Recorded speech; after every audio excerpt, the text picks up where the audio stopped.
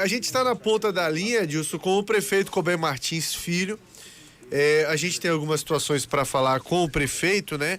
Prefeito que esteve, inclusive, recentemente em Brasília. A gente vai falar daqui a pouco sobre esta ida dele a Brasília, né? E, de fato, o que é que a gente pode ter de desdobramento disso. Mas, logo na chegada, né, se deparou com a situação que é o assunto do momento na cidade, que é uma das alças do viaduto do complexo viário do bairro Cidade Nova. Um acidente que aconteceu no dia de ontem e um dia de anteontem, melhor dizendo, e uma carreta passou por ali, né, carregando uma peça grande de ferro e acabou atingindo o viaduto. A informação que a gente tem da nossa reportagem, inclusive, é de que o viaduto está interditado no momento, né? A alça superior apenas, né, onde a gente teve essa ocorrência. Prefeito, o que é que o senhor conseguiu apurar disso? Como é que está a situação do próprio viaduto no momento? O que é que a prefeitura está fazendo ali naquele setor? Bom dia, muito bom tê-lo aqui conosco. Bom dia Fernando, Dilson, Ana Paula, os amigos da Rádio Princesa, muito bom dia. Eu cheguei de Brasília ontem, lamentando a morte da mãe do deputado Carlos Geilson. Certo, estive lá no cemitério com ele, dei um abraço e logo em seguida eu voltei para as atividades da prefeitura. Estive lá no complexo da Cidade Nova, e uma carreta transportando uma pá eólica acabou colidindo contra a terceira etapa. Quem vem da universidade sobe, tem uma primeira etapa, a segunda. Na terceira etapa a carreta bateu e a estrutura está completamente sem sustentação. Portanto, a determinação tanto do DENIT, tanto da Polícia Rodoviária Federal, quanto dos engenheiros nossos, é a interdição daquela área para que nós possamos trocar toda uma viga lateral e o reforço que tem que ser feito nessa estrutura do viaduto como um todo. Portanto, a partir de ontem à noite, com a Polícia Rodoviária Federal, foi interditado, porque a passagem de veículos pesados ou trepidação pode precipitar uma situação na qual possa haver até queda de parte do viaduto. Em razão da segurança, o viaduto está, nesse momento, interditado. E nós já estamos contratando uma empresa para poder fazer exatamente a peça que é necessário ser refeita. Há prazo, inclusive, prefeito, para, enfim, a gente ter a volta do funcionamento ali, ou no momento a gente deve ter mesmo interdição por um tempo maior até que seja feito esse reparo? Nós vamos fazer uma licitação emergencial, é necessário para que isso seja feito pelo custo, mas nós já identificamos as empresas que, inclusive dessas empresas que fizeram a duplicação do viaduto aqui em Feira de Santana recentemente, elas têm capacidade. De qualquer forma, pela informação de ontem, para poder se fazer o tipo de construção necessária, inclusive usando cabos de aço, no mínimo 45 dias do tempo de armação, do tempo de cura e do tempo de instalação. Então, pelo menos esse período, o viaduto lá da Cidade Nova deverá ficar interrompido. Bom, prefeito, o senhor, eu falava no começo da entrevista, né? O senhor esteve em Brasília recentemente, queria que o senhor falasse um pouco qual foi o assunto tratado por lá, qual foi a missão da vez em Brasília e o que é que a gente pode ter de desdobramento a partir daí. Fernando, só para complementar, dizer que nós já identificamos a empresa transportadora da pá eólica.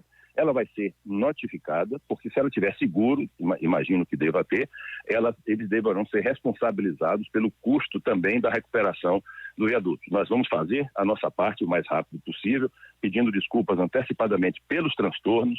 É preciso que as pessoas entendam isso aí, que é algo que precisa ser feito, mas a empresa vai ser responsabilizada para que ela possa também fazer parte dos custos desta recuperação.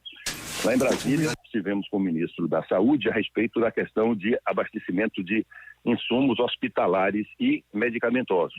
Estão faltando vários insumos no Brasil, não é só aqui, em boa parte do mundo também, e principalmente, só como exemplo, de pirona, que é um analgésico que na Bahia do Brasil é fabricado por uma empresa só, estava em falta porque o insumo farmacêutico que é importado ainda, ele estava abaixo do preço. Então, o Ministério aboliu os impostos de importação para permitir que essa importação ocorresse. Então, está faltando antibióticos, estão faltando antidiabéticos, estão faltando contrastes, né? Isso tudo, equipamento, insumos farmacêuticos que têm que ser importados. Aminofilina, só estou falando dos mais frequentes para uso de hipertensão, uso de diabéticos e outros usos. Imunobiológicos, para tratamentos mais complexos, inclusive de câncer também, nesse momento com dificuldades. O Ministério está fazendo o esforço que pode, suprimindo taxas de importação e, só para se dar um exemplo, Fernando, soro fisiológico. Soro é água e cloreto de sódio. Soro glicosado é água e glicose.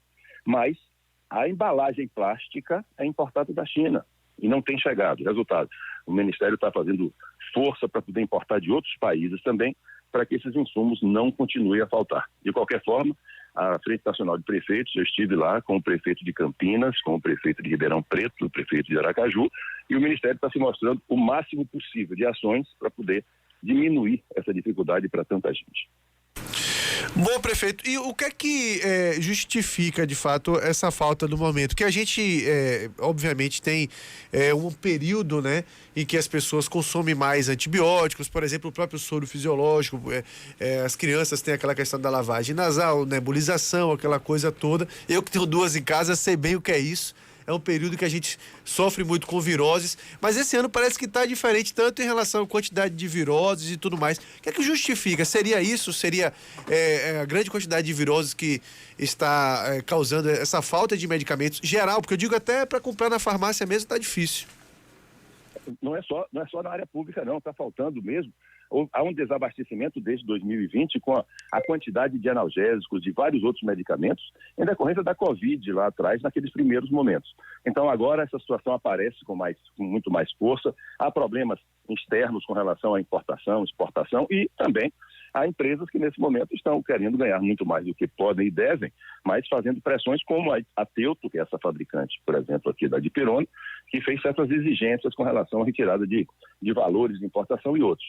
Bom, de qualquer forma, existe um comércio muito forte por trás disso. O primeiro comércio mundial é o de armas, né?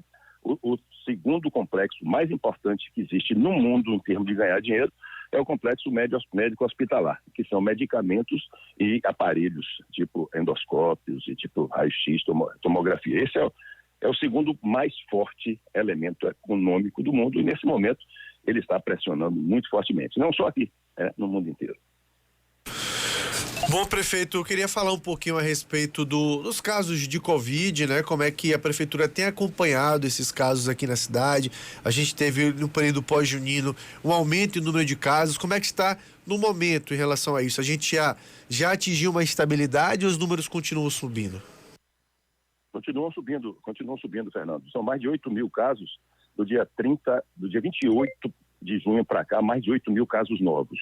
Embora os casos não sejam tão graves, mas tem pessoas que estão sendo internadas cada vez mais, até por tosse, né? Tem pessoas que tossem durante 8, 10 dias, depois, inclusive, do caso da Covid. E essas pessoas têm falta de ar, são internadas. Então, as internações estão ocorrendo. Eu falei com o doutor Badaró, Roberto Badaró, lá de Salvador, que é do Hospital Espanhol, onde foi reaberta a UTI. A UTI tinha 100 leitos, 115 leitos há um mês atrás, está com 245 leitos hoje, 84% de ocupação. Quer dizer, há um aumento grande, tanto na capital quanto em várias áreas do interior. E também 3 casos positivos de varíola do macaco.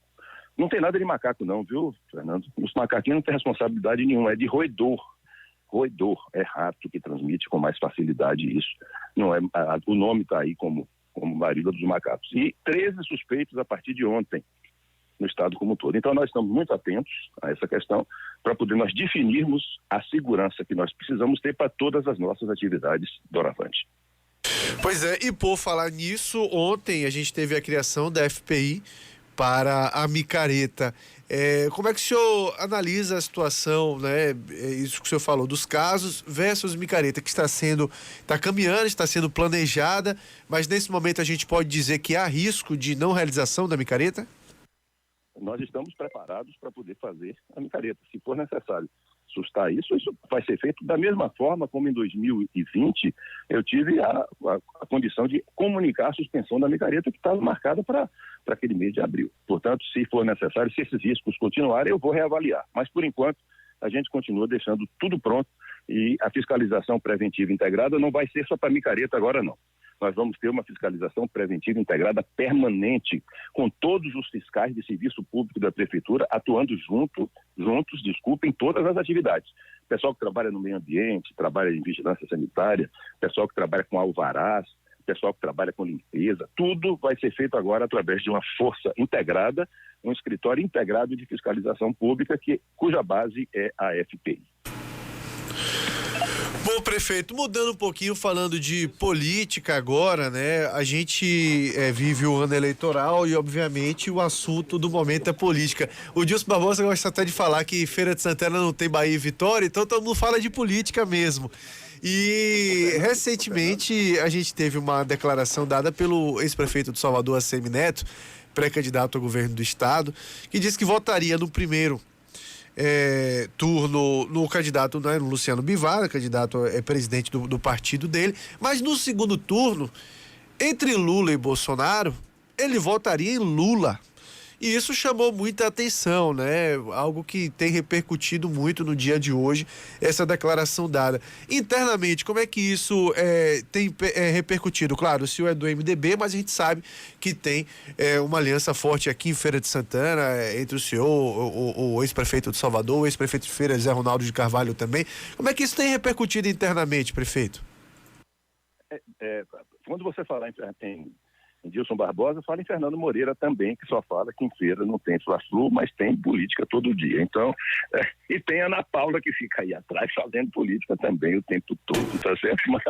Mas de qualquer forma, é muito importante que a gente tenha pessoas como você, como Dilson, que fazem as avaliações adequadas, ponderadas e corretas para o momento. Eu estou surpreendido com a declaração do candidato Antônio Carlos Magalhães Neto. Eu não tinha essa informação, tive através de Dilson Barbosa agora de manhã, com a sua informação. Vou ouvi-lo posteriormente também. O MDB tem candidato próprio, que é a Simone Tebet, e o Antônio Carlos Magalhães está fazendo uma avaliação já de segundo turno. Lá em Brasília, o que se fala é em segundo turno, né? O tempo inteiro há uma consciência de que as eleições serão decididas no segundo turno. Então, a ACM Neto está avançado nessa questão aí de uma pré-posição, na realidade dele, com relação ao segundo turno. Eu não avaliei o assunto ainda com cuidado, vou fazê-lo, mas nesse momento eu acho que a ACM Neto está fazendo as suas ilações políticas muito fortes, muito importantes. As ligações de ACM Neto com a política nacional, é o secretário nacional do União Brasil, partido que está previsto eleição, viu, Dilson, de pelo menos 60 deputados. Lá em Brasília, as conversas, 60 deputados, o PT também na faixa dos 60, e o PP, Arthur Lira, PP e PL nessa faixa também de 50 a 70 cada um. Então serão os 4 ou 5 maiores partidos do Brasil, necessários para uma convivência do ponto de vista do Congresso Nacional. É como a ACM Neto, está o tempo inteiro com um pé na política da Bahia e outra lá na política de Brasília. Ele deve estar com muito mais informação do que nós juntos nesse momento. Bom, e por falar nesse assunto de deputados e tudo mais, obviamente que o período até não permite a gente estar citando nomes, mas eu queria que o senhor fizesse uma análise, como é que o senhor vê o cenário para deputados, até aqui de Feira de Santana mesmo. O senhor que foi o deputado federal de muitos mandatos aqui em Feira de Santana, sabe o que é uma campanha para deputado. Como é que o senhor vê o cenário de Feira de Santana colocado tanto a nível estadual, como a nível para deputado federal também, para essas eleições, prefeito? Para deputado estadual, nós vamos ter uma representação, eu acho, que quase à altura de Feira de Santana, com representantes, tanto nossos quanto representantes do próprio governo do estado. Eu acho que Feira de Santana precisa ainda de um reforço, como Feira sempre teve, nos nomes de Feira de Santana para deputado estadual, embora nós tenhamos aí uma representatividade ainda maior. Para deputado federal, eu acho que Feira está muito frágil. Nós já fomos 5 deputados federais. E Feira de Santana, com mais de 400 mil eleitores, pode eleger muito mais do que 5. Nós estamos muito subrepresentados, vamos dizer assim. Então, Feira ainda precisa de um reforço muito grande a nível de Brasília, para não estarmos todos, às vezes, lá, como eu estou ainda com as amizades que tenho, graças a Deus eu as tenho, para poder a gente chegar lá e ficar fazendo os pedidos para poder os recursos virem para a nossa terra. Eu acho que nós precisamos ter em feira uma representatividade para a Câmara dos Deputados, que, aliás, Fernando, é a grande disputa no país, é Câmara dos Deputados. Não é Senado da República, não. É Câmara. É onde vão ser feitas as grandes decisões do próximo ano. Portanto, eu acho que Feira ainda precisa reforçar os seus votos para os candidatos da nossa cidade. E pra gente encerrar, essa eu não podia deixar de fazer, né, prefeito? Que é a situação do ex-prefeito José Ronaldo de Carvalho. Segue se arrastando aí o Assemineto, pelo que tudo parece. Vai segurar até o dia mesmo do prazo final para as convenções partidárias para anunciar o nome do seu vice, e a gente tem, né, esses nomes colocados aí à mesa, né, o Marcelo Nilo, José Ronaldo de Carvalho. Como é que o senhor tem visto, e inclusive o senhor que tem esse contato muito próximo com o ex-prefeito, né, aliado político, inclusive, caminharam juntos nas últimas eleições, não só nessa última, mas como na anterior também, enfim, como é que o senhor tem visto esse cenário e a possibilidade do José Ronaldo ser escolhido? Como é que o senhor vê essa situação no momento? Eu estive com o Zé Ronaldo tanto na segunda quanto na terça-feira, e eu achei muito, muito alegre e muito satisfeito com o andamento das questões. Eu e o vice-prefeito Fernando de Fabio estivemos junto com ele e eu achei ele muito animado. Eu torço para que Feira de Santana possa tê-lo como representante nosso na chapa majoritária. Acho que isso pode acontecer, sim. Eu vou aguardar esses resultados. Essa demora na decisão não é novidade nenhuma. Eu, como candidato aqui, como prefeito em Feira, essas decisões aconteceram exatamente no final de julho, naquela época também. Então, isso está dentro do que é esperável nesses momentos de eleição, mas é importante que Feira de Santana possa ter essa muito forte representação a nível da Câmara dos Deputados. O que eu vi de Zé Ronaldo foi uma atitude muito positiva com relação ao futuro. Prefeito, um forte abraço, muito bom falar contigo. A gente agradece a disponibilidade de falar com a gente mais uma vez e desejo um ótimo dia, tá bom? Eu agradeço, Fernando. Dilson deve estar aí ao seu lado, né? E dizer a ele da nossa preocupação com aquele Fusca com 6, 7 pessoas dentro.